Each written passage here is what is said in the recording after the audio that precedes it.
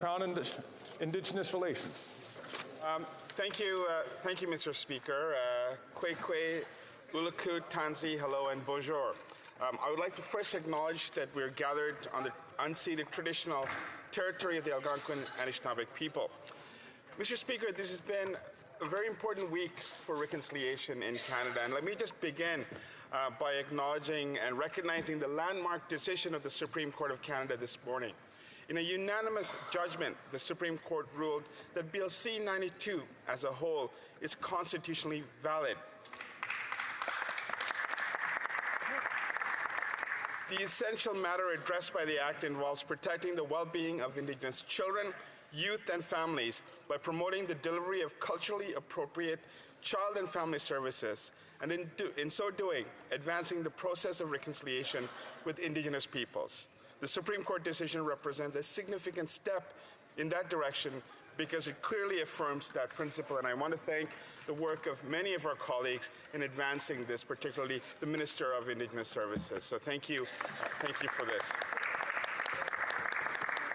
Yesterday morning, Mr. Speaker, we had the opportunity, once again, as convened by the Minister of Indigenous Services, to meet with Indigenous business leaders, as well as the major financial institutions in Canada, along with other major corporations, to discuss the notion of economic reconciliation.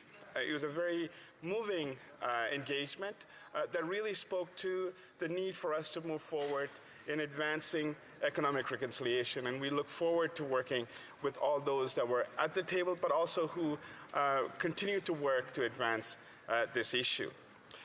Yesterday and the day before, we hosted the second Indigenous federal, provincial, territorial meeting on missing and murdered Indigenous women, girls, and 2S LGBTQI+ people. This is a very important gathering of voices of families, survivors, and people who are on the front lines of this crisis, who are at the center of everything that we do. Nous devons placer les voix de famille. We need to put the voices of families, survivors, and people who are on the front lines of this crisis at the center of everything we do. So we invited them to Ottawa, where we listened, we learned, and we pledged to redouble our drive towards solutions. What is important, Mr. Speaker, is we also had the provinces and territories represented, and we're very pleased at their participation. The province of British Columbia, the province of Alberta, as well as the Yukon, made presentations on the work that they have done to advance this work in their respective jurisdictions. We are making progress, Mr. Speaker. Yesterday, Mr. Speaker, I had the opportunity to be in the gallery of the Senate as the President of the Council of the Haida Nation, as we saw a new bill, Bill S-16, introduced. This bill will recognize the Haida's inherent right to self-government and self-determination. Bill S-16 is grounded on the United Nations Declaration on the Rights of Indigenous Peoples, or as I sometimes call it, the roadmap to reconciliation. The Haida people did not wait for the Government of Canada to wake up and realize that they have the right to govern themselves. They've been doing so for years, and it's time we enact legislation to recognize that inherent right. Mr. Speaker, these are a few small steps we made just this week alone, but they are indicative of a much larger charge towards redressing the past and repairing our relationship with Indigenous peoples. Indigenous peoples have a government on this side of the chamber, Mr. Speaker, that is listening to them, a government that wants to advance their priorities. Mr. Speaker, if I may, I'm really having a hard time speaking. Mr. Speaker, I would really encourage my colleagues to,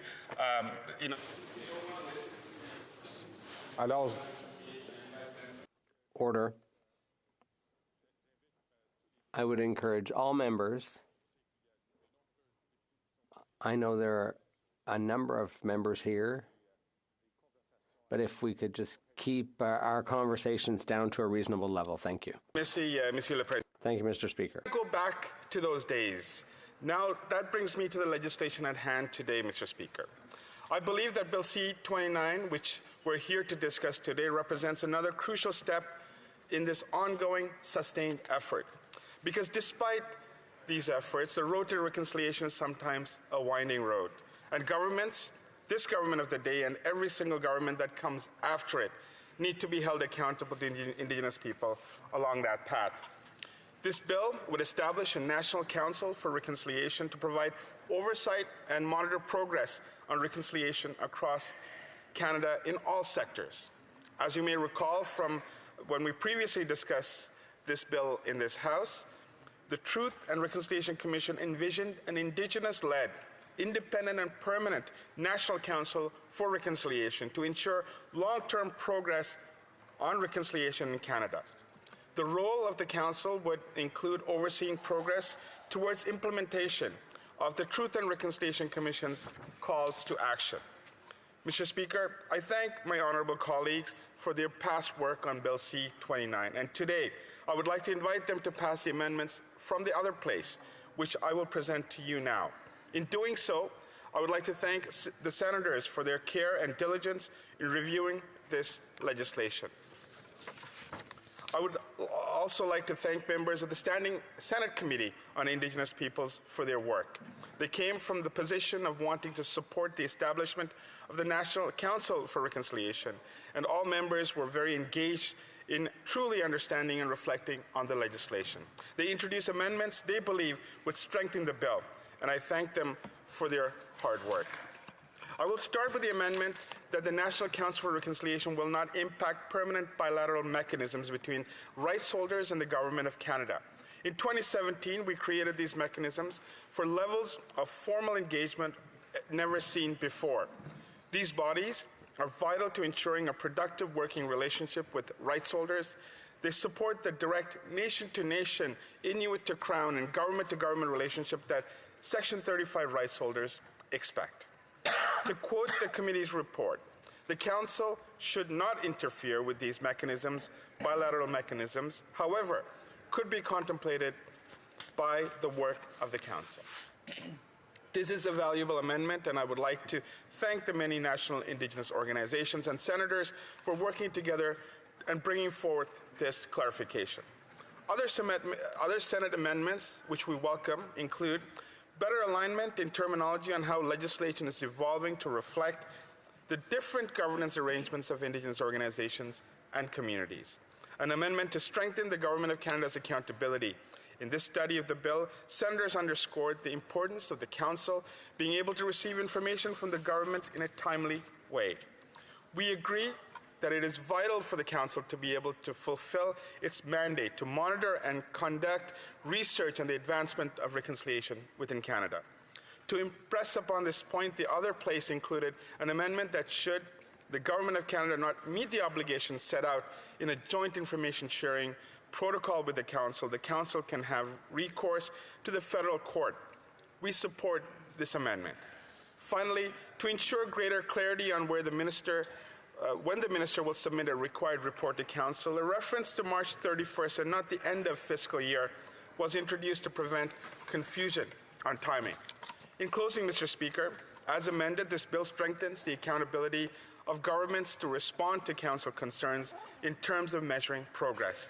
This bill ensures that Indigenous peoples will lead discussions on what reconciliation should look like now and in the years ahead.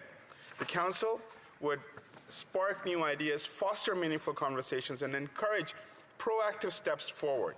It would also connect the people across Canada to further reconciliation. The calls to action fundamentally recognizes that residential school survivors and their descendants are integral to the governance of the Council.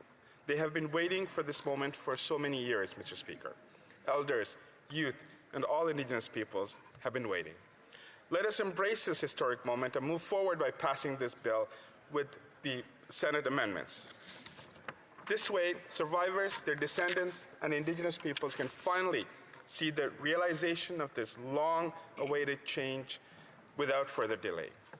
Miigwech, Kuyanamik, Merci, thank you, merci.